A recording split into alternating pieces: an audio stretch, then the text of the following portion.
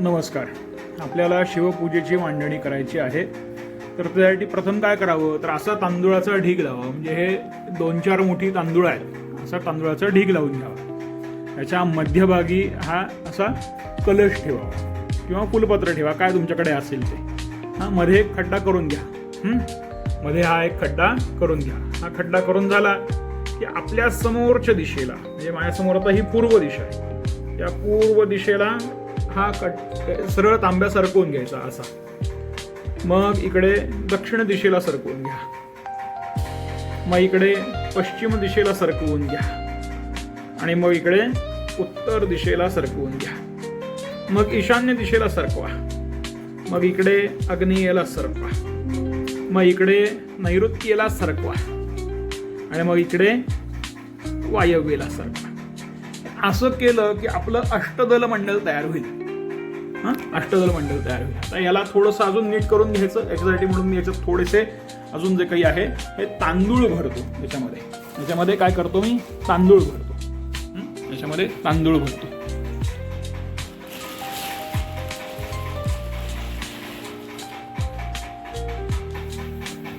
याच्यामध्ये मी तांदूळ भरतो. या तांदूळाचा असा बेस तयार करून घेतो.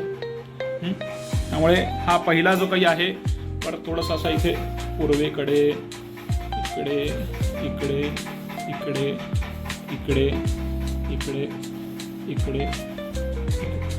हे अष्टदल आपलं जे काही आहे, हे अष्टदल आपलं तयार झालेलं आहे. इथे मध्यभागी एक बेलाचं पान जे काही आहे हे ठेवून द्यायचं आहे.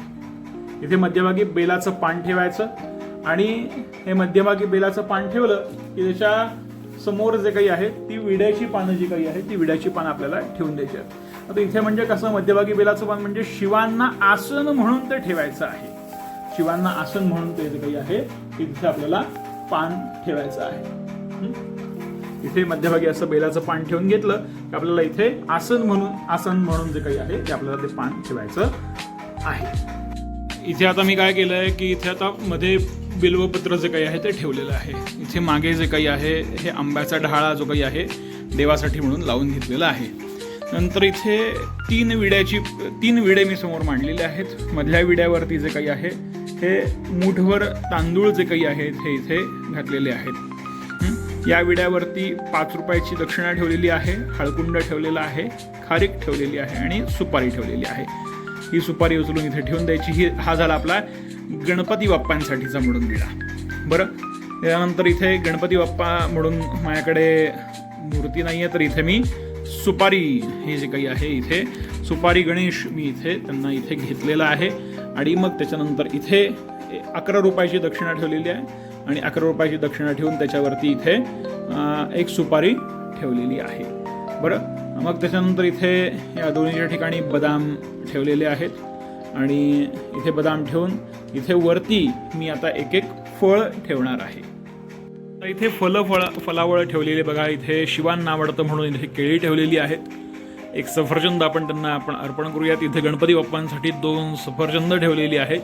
अशी ही एक बेसिक तयारी झालेली आहे गणपती बाप्पांसाठी. इथे मी गुळाचा एक मोदक घेतलेला आहे त्यांना नैवेद्याला म्हणून, तर तो मी आता इथे ठेवून देतो. त्याच्यानंतर मी आता उरलेली जी विड्याची पानं आहेत त्यांचा विनियोग काय करायचा तेही सांगून ठेवतो. या ठिकाणी आपल्याला देवाचा दीपक लावायला लागेल, दिवा. त्याच्यासाठी म्हणून एक विड्याचं पान ठेवून घेऊयात. या ठिकाणी आपल्याकडे शंखघंटी काय असेल तर त्यांचं आपण स्थान इथे हे करूयात.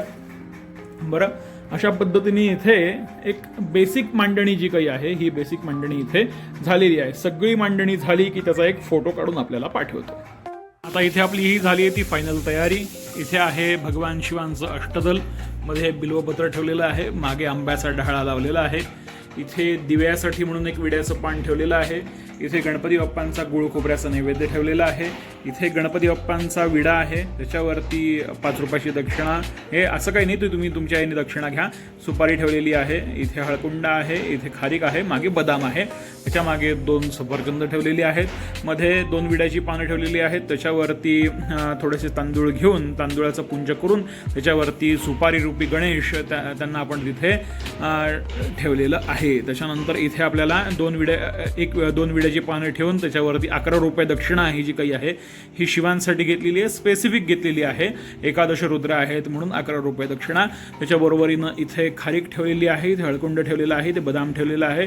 शिवांना केळ आवडतं म्हणून इथे 2 केळी ठेवलेली आहेत. इथे सफरचंद त्यांना इथे फळांसाठी म्हणून आपण इथे ठेवलेलं आहे. एका विड्याच्या पानावरती इथे आपण इथे शंख आणि घंटिका इथे ठेवलेली आहेत. एक विडा इथे तयार करून ठेवलेला आहे. हा घरच्या देवासमोर ठेवायला म्हणून ठेवलेला आहे.